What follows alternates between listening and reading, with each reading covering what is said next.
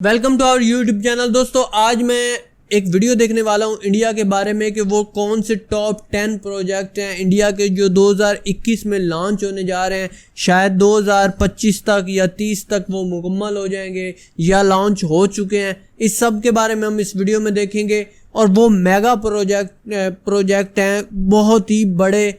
सुनने में आया कि बहुत ज़्यादा पैसा उन पे लगाया जा रहा है जो इंडिया की तकदीर बदल देंगे। तो ये वीडियो पूरी मेरे साथ देखिएगा। मैं इस पे अपना तजिया दिखाऊंगा कि पाकिस्तान के मुकाबले में ये कैसे प्रोजेक्ट हैं और उसके बाद अंदाज़ा लगाएं ये वीडियो कैसी है।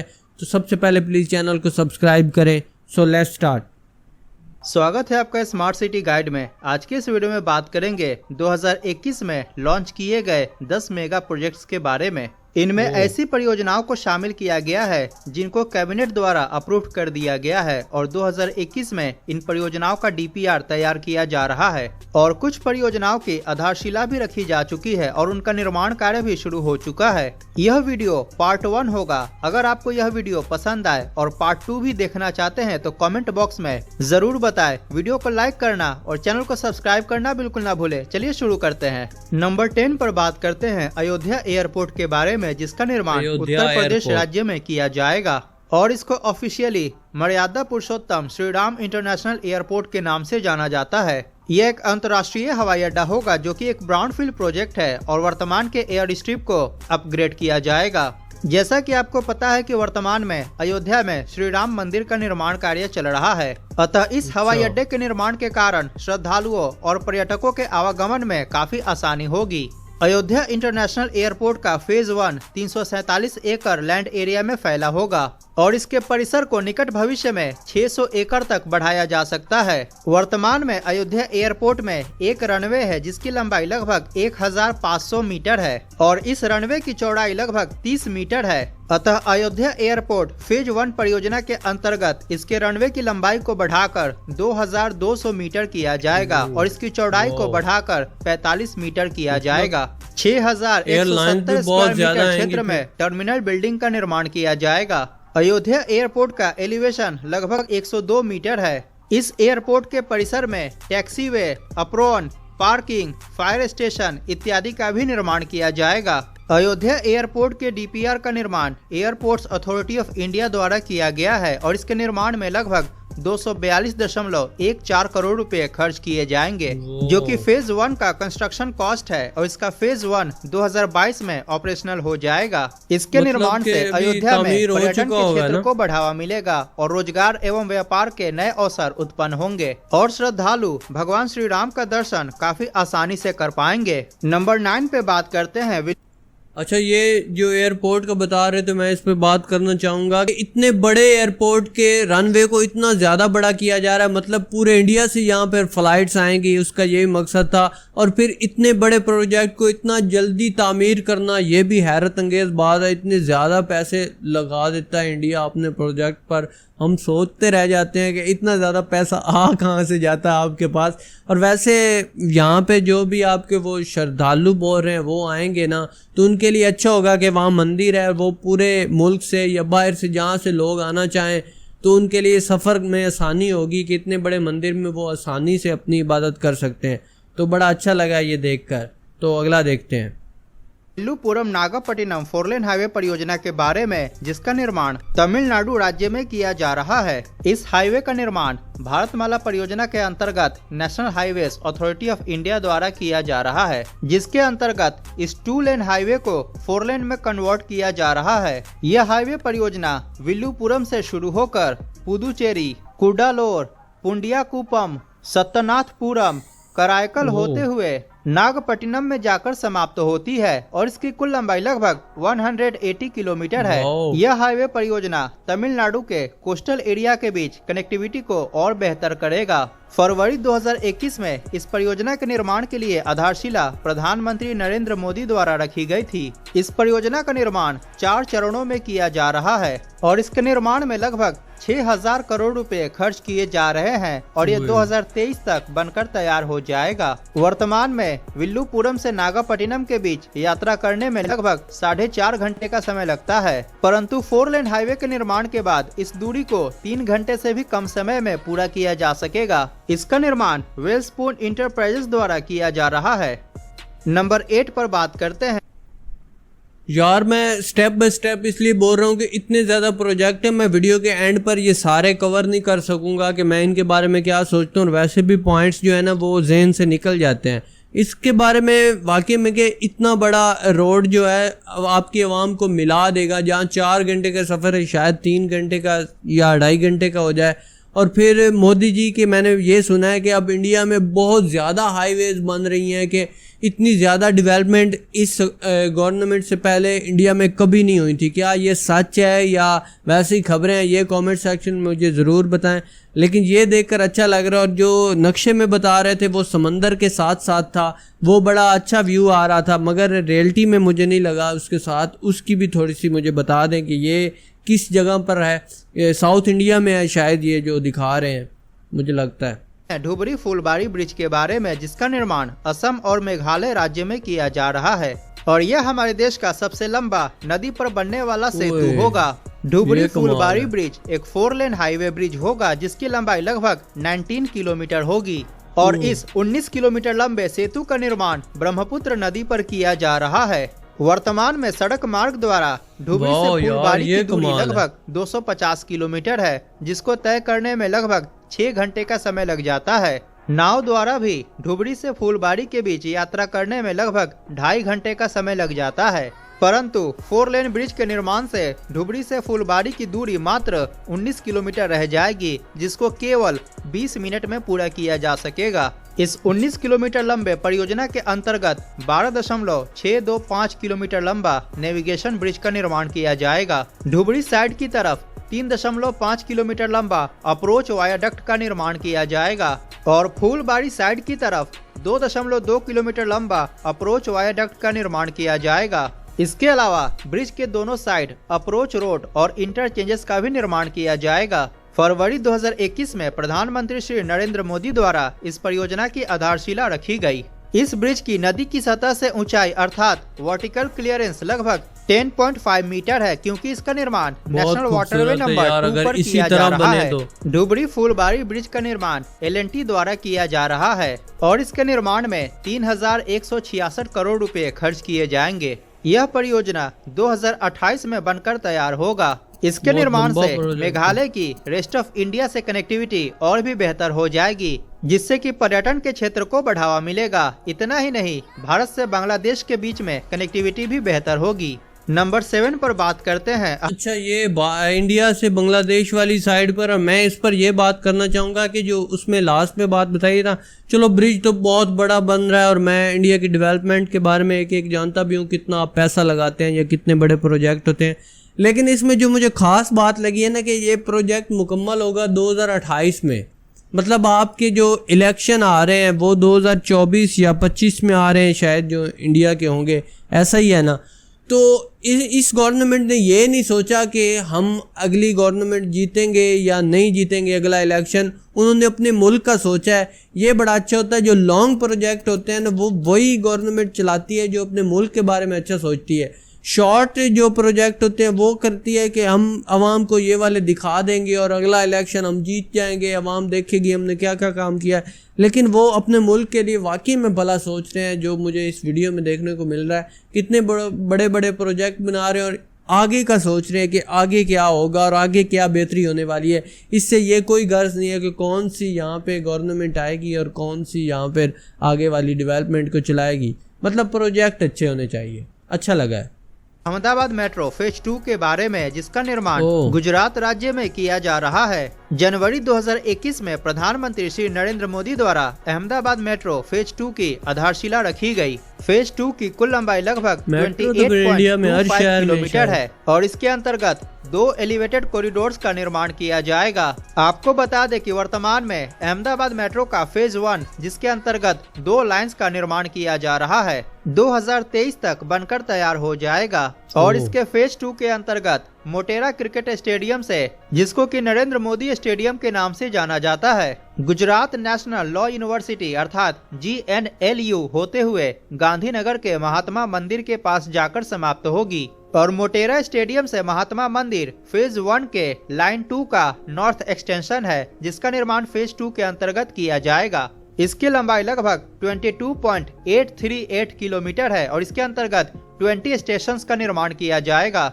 और फेज 2 के अंतर्गत बनने वाला दूसरा लाइन एक स्पर लाइन होगा, जो कि गुजरात नेशनल लॉ यूनिवर्सिटी से होते हुए गिफ्ट सिटी तक जाएगा और इसकी लंबाई लगभग 5.416 किलोमीटर है और इसके अंतर्गत 2 स्टेशंस का निर्माण किया जाएगा। और वर्तमान में फेज 2 के अंतर्गत बनने वाले दोनों लाइंस का निर्माण कार्य चल रहा है। इस कॉरिडोर के अंतर्गत स्टैंडर्ड गेज ट्रैक का निर्माण किया जा रहा है। अहमदाबाद मेट्रो फेज 2 के निर्माण की जिम्मेदारी एफकॉन्स इंफ्रास्ट्रक्चर और रंजीत बिल्डकॉन को मिला हुआ है। फेज 2 के निर्माण में लगभग 5,384.17 करोड़ रुपए खर्च किए जाएंगे और ये 2024 तक बनकर तैयार हो जाएगा। इसके बाद अहमदाबाद की गांधीनगर और गिफ्ट सिटी से कनेक्टिविटी और भी बेहतर हो जाएगी।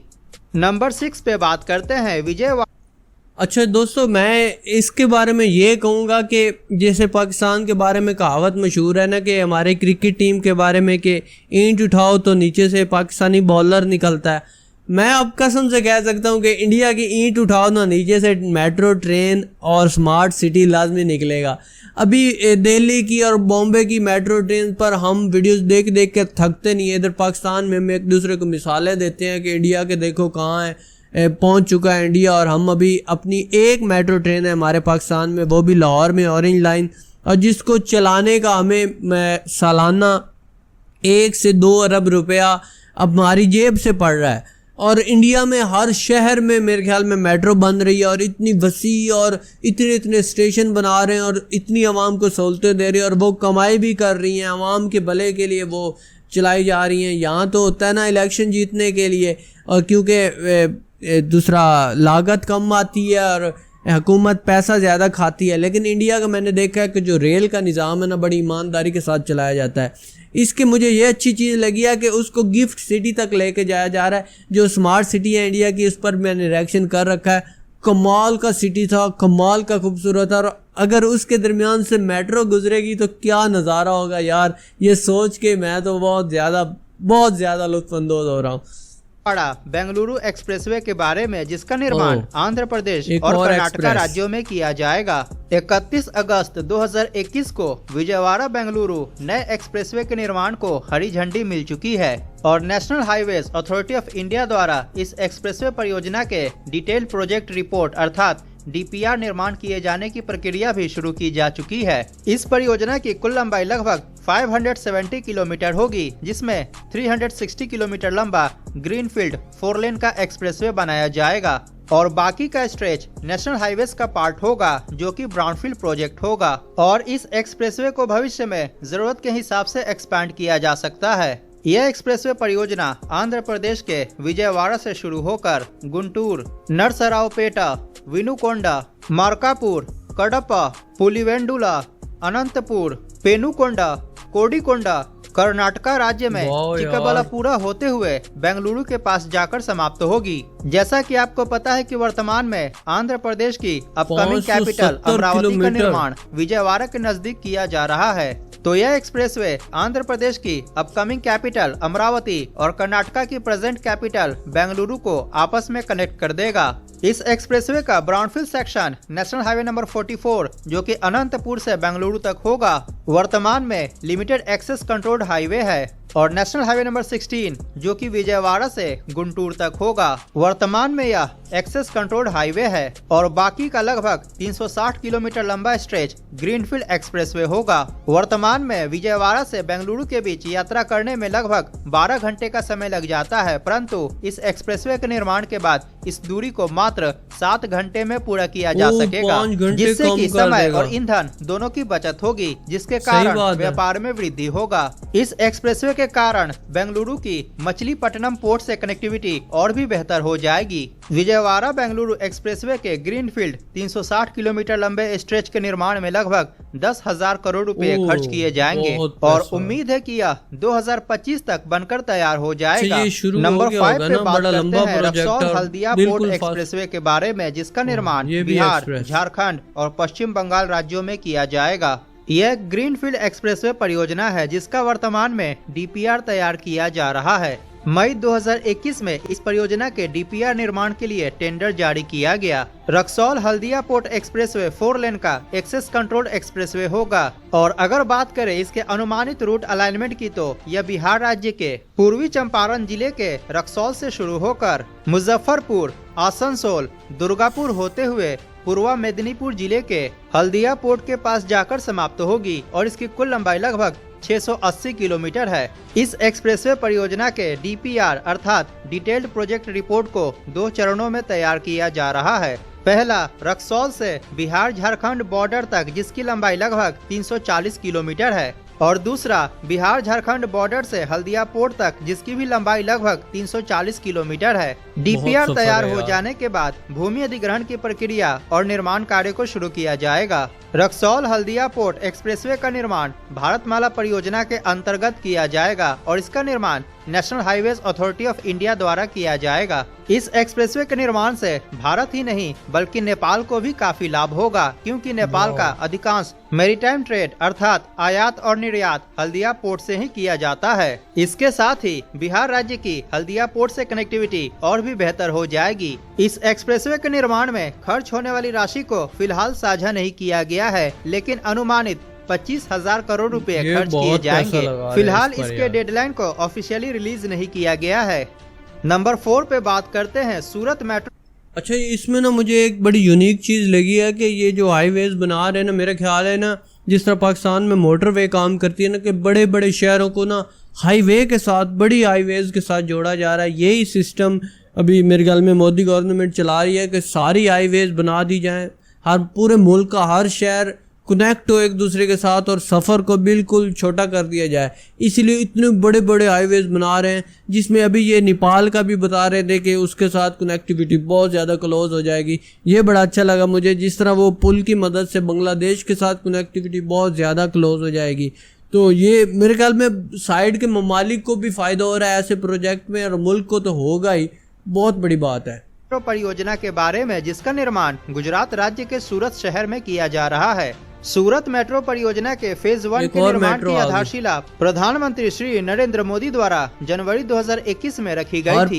इस परियोजना के फेज 1 के अंतर्गत 2 कॉरिडोर्स का निर्माण किया जाएगा और इसकी कुल लंबाई 40.35 किलोमीटर होगी।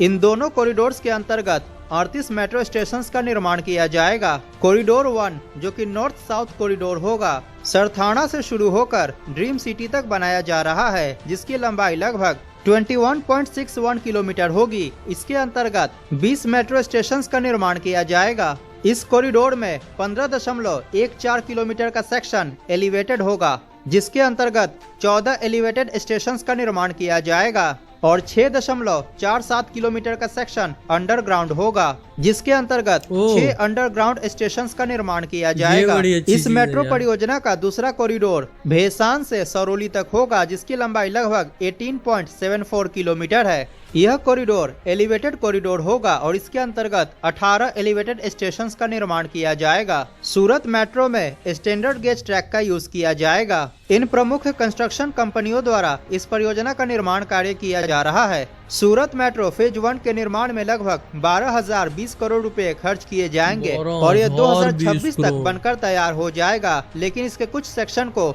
2024 में ऑपरेशनल कर दिया जाएगा। नंबर 3 पे बात करते हैं कोंकण एक्सप्रेसवे के बारे में, जिसका निर्माण महाराष्ट्र राज्य में किया जाएगा। तो जाल बिछाया जा रहा है। एक प्रस्तावित परियोजना है जिसका निर्माण महाराष्ट्र राज्य के कोस्टल एरिया के समानांतर वेस्टर्न घाट्स में किया जाएगा। यह एक ग्रीनफील्ड 6 लेन का एक्सेस कंट्रोल एक्सप्रेसवे है, जिसका निर्माण मुंबई से सिंधु दुर्ग के बीच किया जाएगा। कोंकण एक्सप्रेसवे नवी मुंबई के पनवेल से शुरू होकर रत्नागिरी डिस्ट्रिक्ट, सिंधु दुर्ग डिस्ट्रिक्ट होते हुए महाराष्ट्र और गोवा राज्य के बॉर्डर के पास स्थित पत्रा देवी गांव के पास जाकर समाप्त होगी और इसकी कुल लंबाई लगभग 400 किलोमीटर से लेकर 450 किलोमीटर के आसपास होगी। कोंकण पूरे मुल्क एक्सप्रेसवे को का जोड़ा निर्माण जा रहा है, 4 ऐसा चरणों में किया जाएगा। इस परियोजना को महाराष्ट्र स्टेट गवर्नमेंट द्वारा बनाया जाएगा और यह Maharashtra state road development corporation limited के अंतर्गत आता है।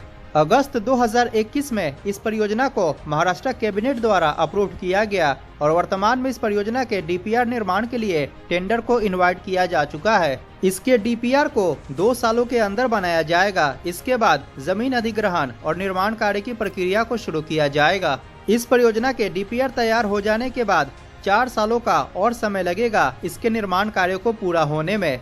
अतः यह परियोजना 6 सालों के अंदर बनकर तैयार होगा, अर्थात 2027 तक यह परियोजना बनकर तैयार होगा। महाराष्ट्र राज्य का कोंकण क्षेत्र कनेक्टिविटी के हिसाब से राज्य के दूसरे क्षेत्रों से पिछड़ा हुआ है। नेशनल हाईवे नंबर 66 एकमात्र प्रमुख नेशनल हाईवे है जो कि कोंकण क्षेत्र से होकर गुजरता है। अतः कोंकण एक्सप्रेसवे के निर्माण के बाद इस क्षेत्र में कनेक्टिविटी और भी बेहतर हो जाएगी, जिससे कि पर्यटन के क्षेत्र को बढ़ावा मिलेगा और रोजगार एवं व्यापार के नए अवसर उत्पन्न होंगे। वर्तमान में मुंबई से सिंधु दुर्ग की यात्रा को पूरा करने में लगभग 10 घंटे का समय लग जाता है, परंतु कोंकण एक्सप्रेसवे के निर्माण के बाद इस यात्रा को मात्र 4 घंटे में पूरा किया जा सकेगा और मुंबई से गोवा के बीच की यात्रा को वर्तमान में 12 घंटे में पूरा किया जाता है, कि कितनी ज्यादा तरक्की हो सकती है जो काम जा सकेगा। यह डबल की बजाय आधे वक्त में होगा। पहाड़ी क्षेत्रों से होकर गुजरता है, अतः इसके अंतर्गत बहुत सारे टनल्स और ब्रिजेस का भी निर्माण किया जाएगा। कोंकण एक्सप्रेसवे परियोजना के निर्माण में लगभग 70,000 करोड़ रुपए खर्च किए जाएंगे। नंबर 2 पे बात करते हैं मेरे ख्याल में ये सबसे बड़ा प्रोजेक्ट रेल परियोजना के बारे में, जिसका निर्माण महाराष्ट्र राज्य में किया जाएगा। यह एक प्रस्तावित परियोजना है जिसका निर्माण महाराष्ट्र की राजधानी मुंबई और महाराष्ट्र की विंटर कैपिटल नागपुर के बीच किया जाएगा। मार्च 2021 में Mumbai Nagpur high speed rail corridor के डीपीआर का निर्माण कार्य शुरू किया गया और इसके डीपीआर तैयार करने की प्रक्रिया को जल्द ही पूरा कर लिया जाएगा। वर्तमान के प्राप्त जानकारी के अनुसार Mumbai Nagpur high speed rail corridor Mumbai के नजदीक थाने से शुरू होकर नासिक, शिरडी, औरंगाबाद, जालना, मालेगांव, वर्धा, खापरी होते हुए नागपुर के अजनी के पास जाकर समाप्त होगी और इसकी लंबाई लगभग 736 किलोमीटर के आसपास होगी। Mumbai Nagpur high speed rail corridor के अंतर्गत 14 रेलवे स्टेशन का निर्माण किया जाएगा, परंतु वास्तविक जानकारी डीपीआर तैयार होने के बाद ही पता चल पाएगा। इस हाई स्पीड कॉरिडोर के अंतर्गत स्टैंडर्ड गेज ट्रैक का निर्माण किया जाएगा एवं इसके ट्रैक्स को 350 किलोमीटर प्रति घंटे की रफ्तार से ट्रेनों के चलने लायक डिजाइन किया जाएगा। Mumbai Nagpur high speed rail corridor, जिसको कि Mumbai Nagpur bullet train corridor के नाम से भी जाना जाता है, इस पर शिनकानसेन E5 सीरीज के बुलेट ट्रेन का परिचालन किया जाएगा और इस पर चलने वाली ट्रेनों की मैक्सिमम ऑपरेटिंग स्पीड 320 किलोमीटर प्रति घंटा होगी। यह परियोजना national high speed rail corporation limited के अंतर्गत आता है। वर्तमान में मुंबई से नागपुर की दूरी को ट्रेन द्वारा दुरंतो एक्सप्रेस से 11 घंटे 30 मिनट में पूरा किया जाता है, परंतु हाई स्पीड कॉरिडोर के निर्माण के बाद इस दूरी को मात्र 4 घंटे में पूरा किया जा सकेगा। Mumbai Nagpur high speed rail corridor के निर्माण में लगभग 1,57,000 करोड़ रुपए खर्च किए जाएंगे और वर्तमान के प्राप्त जानकारी के अनुसार यह कॉरिडोर लगभग 2051 तक बनकर तैयार हो जाएगा। Mumbai Nagpur high speed corridor को भविष्य में एक्सटेंड करके कोलकाता तक बढ़ाया जाएगा।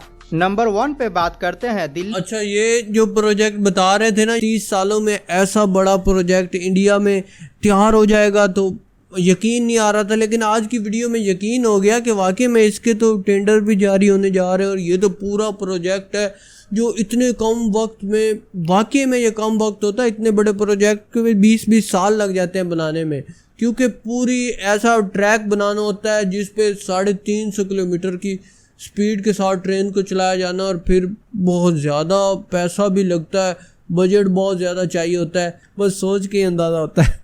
Ahmedabad high speed rail corridor के बारे में, जो कि एक प्रस्तावित परियोजना है और इसका निर्माण दिल्ली से अहमदाबाद होते हुए मुंबई के बीच बेहतर कनेक्टिविटी स्थापित करने के लिए किकिया जाएगा। जैसा कि आपको पता है कि वर्तमान में मुंबई से Ahmedabad high speed rail corridor का निर्माण कार्य चल रहा है, जिसकी लंबाई लगभग 508 किलोमीटर है। अतः Delhi Ahmedabad high speed rail corridor Mumbai Ahmedabad high speed rail corridor का ही एक्सटेंशन है। इस परियोजना का निर्माण diamond quadrilateral high speed rail line corridor के अंतर्गत किया जा रहा है। आपको बता दें कि diamond quadrilateral high speed rail line परियोजना का प्रमुख उद्देश्य है भारत के चारों महानगर दिल्ली, मुंबई, चेन्नई और कोलकाता को हाई स्पीड रेल कॉरिडोर के माध्यम से कनेक्ट करना। Delhi Ahmedabad high speed rail corridor एक ग्रीनफील्ड कॉरिडोर होगा और 31 जुलाई 2021 को इस परियोजना का DPR तैयार कर लिया गया। बहुत जल्द भूमि अधिग्रहण की प्रक्रिया को शुरू किया जाएगा। इसके बाद निर्माण कार्य को भी शुरू किया जाएगा। यह परियोजना दिल्ली, हरियाणा, राजस्थान और गुजरात राज्यों से होकर गुजरेगा। इस कॉरिडोर में स्टैंडर्ड गेज ट्रैक का यूज किया जाएगा और इसकी मैक्सिमम परमिसिबल स्पीड 320 किलोमीटर प्रति घंटा होगी, लेकिन इसके ट्रैक को 350 किलोमीटर प्रति घंटा के हिसाब से डिजाइन किया जाएगा। अगर बात करें इस परियोजना के रूट अलाइनमेंट की तो Delhi Ahmedabad high speed rail corridor Delhi के द्वारका सेक्टर 21 से शुरू होकर मानेसर, जयपुर, अजमेर, चित्तौड़गढ़, उदयपुर, हिम्मतनगर होते हुए अहमदाबाद के साबरमती स्टेशन के पास जाकर समाप्त होगा और इस कॉरिडोर की कुल लंबाई लगभग 886 किलोमीटर होगी। Delhi Ahmedabad bullet train corridor के अंतर्गत 15 रेलवे स्टेशन का निर्माण किया जाएगा और गवर्नमेंट ऑफिशियल के अनुसार यह पूरा कॉरिडोर एलिवेटेड बनाया जाएगा एवं इस कॉरिडोर पर शिनकानसेन E5 सीरीज के बुलेट ट्रेन का परिचालन किया जाएगा। Delhi Ahmedabad high speed rail corridor और Mumbai Ahmedabad high speed rail corridor के निर्माण के बाद इस पूरे कॉरिडोर को Delhi Mumbai high speed rail corridor के नाम से जाना जाएगा, जिसकी कुल लंबाई लगभग 1394 किलोमीटर होगी। वर्तमान में दिल्ली से अहमदाबाद के बीच ट्रेन द्वारा यात्रा करने में लगभग 14 घंटे का समय लग जाता है, परंतु हाई स्पीड रेल कॉरिडोर के निर्माण के बाद इस दूरी को मात्र 4 घंटे में पूरा किया जा सकेगा। इतना ही नहीं, दिल्ली से मुंबई की दूरी को मात्र 6 घंटे में पूरा किया जा सकेगा।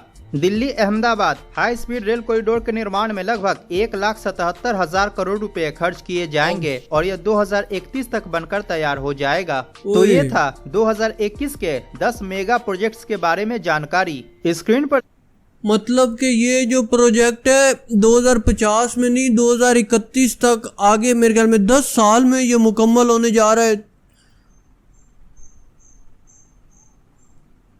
यकीन कर जाए, मेरे दिल से तासुरात है, मुझे यकीन नहीं आ रहा कि इतना जल्दी इतना प्रोजेक्ट और इतना ज़्यादा पैसा कहाँ से लाया जाएगा। इतना 1,77,000 करोड़ रुपया।